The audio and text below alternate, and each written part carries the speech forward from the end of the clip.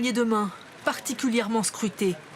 C'est le moment le plus délicat du voyage d'Emmanuel Macron dans le Golfe. Le président français est le premier chef d'État occidental à rencontrer le prince Mohammed Ben Salman depuis 3 ans. Depuis que l'homme fort de Riyad est mis au banc des nations, accusé d'être impliqué dans l'assassinat du journaliste Jamal Khashoggi. Exercice d'équilibriste pour Emmanuel Macron, qui affirme ne pas avoir évité les sujets tabous.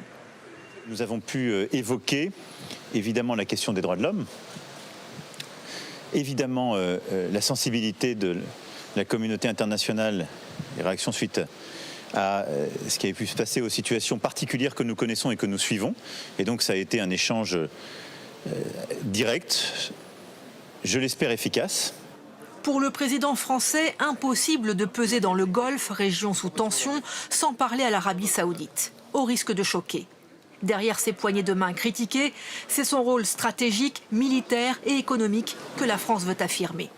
Parmi les sujets abordés, le Liban et la brouille diplomatique entre Riyad et Beyrouth. Emmanuel Macron se pose en intermédiaire et annonce le retour du dialogue entre les deux pays, avec une attente claire sur le rôle de l'Arabie saoudite.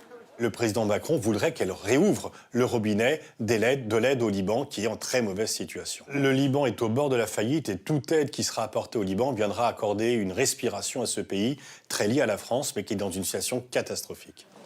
Emmanuel Macron rentre en France ce soir, convaincu de la nécessité d'avoir renoué les liens avec Riyad, malgré les controverses. En France, là.